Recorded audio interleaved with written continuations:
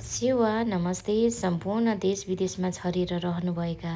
हाम्रा नेपाली दाजुभाइ दिदीबहिनीहरूमा 2082 सालको विजय दशमीको शुभकामना। मेरो यो छोटो ब्लगमा हजुरहरूलाई स्वागत छ।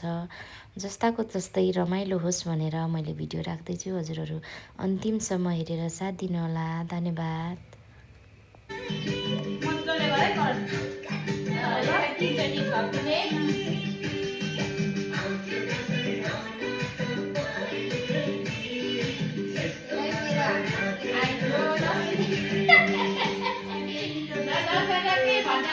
नानालाई धेरै धेरै आशीर्वाद हामी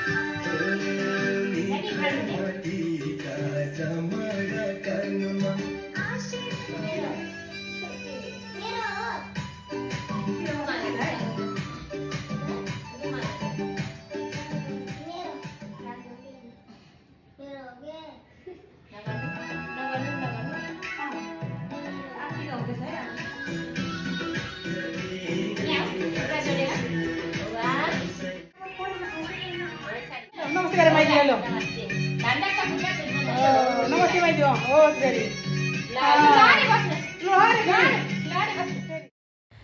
यसरी टिका सकायौँ अनि यो भिडियो बनाइरहँदा अलिकति मलाई दुःख पनि लाग्यो। मेरो सासूआमा मेरो श्रीमानसँग सँगै दसैँ मनाउन पाइएन। अनि अब चाहिँ म फेरि माइततर्फ जाँदैछु।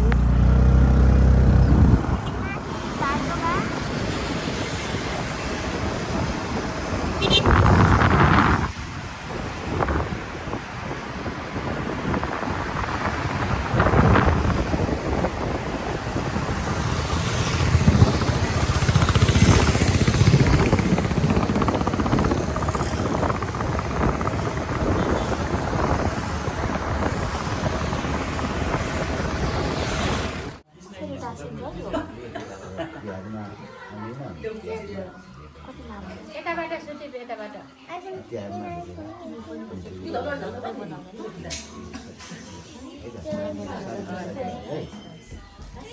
कुन चाहिँ भान्जा कुन चाहिँ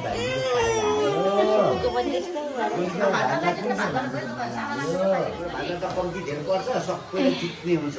सबैलाई पढेर जित्किनुहुन्छ अनि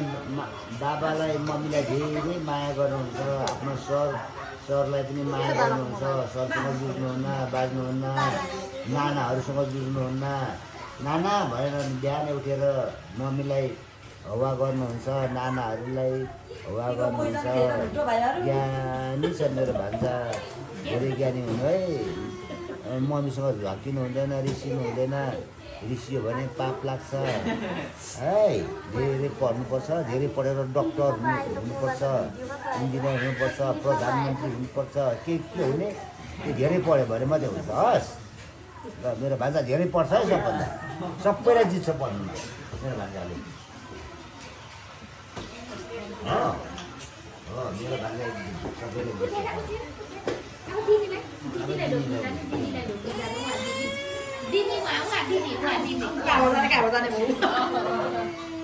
अनि दादालाई सबैलाई नमस्ते गर्नु दादालाई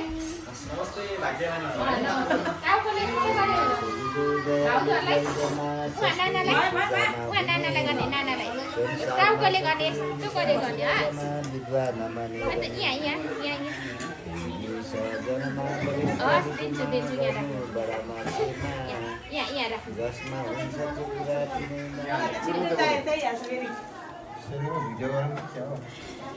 आऊ बहिनी बस्नु न तपाईँको फोन राख्नु यहाँ भिडियो बनाउँदैछ यहाँबाट पठाइदिनु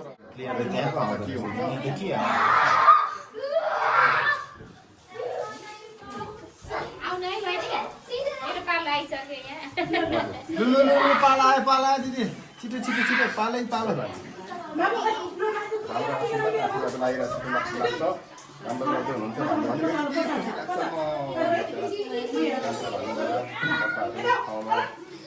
हुनुहुन्छ त्यो आमाले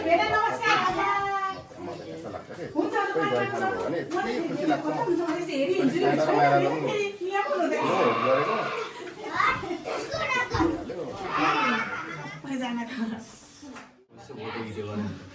म धेरै हेर्छु मन सक्छु आहा किन नआउनु सबै आउँछ सुन्नु बच्चा है तिमीहरू सुन्यो गर्दै हुनुहुन्छ खुसी छु सुन्नु एउटा ल इमान्दारी तरिकाले गर्दै मामाको त्यो आशीर्वाद भुइँमा नजाओस्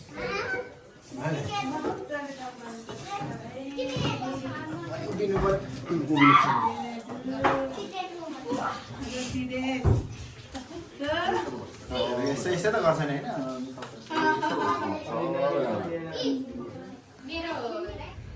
सबैजना टिका लगाइसकेपछि मुख जुठो गर्ने चलन छ अनि हामी चाहिँ खाने क्रममा चाहिँ फेरि पनि नानीको बाबाले कल गर्नुभयो ल है रमाइलो गर्नु परदेशी जीवन मेरो त यस्तै भयो भन्दै हुनुहुन्थ्यो अनि हजुर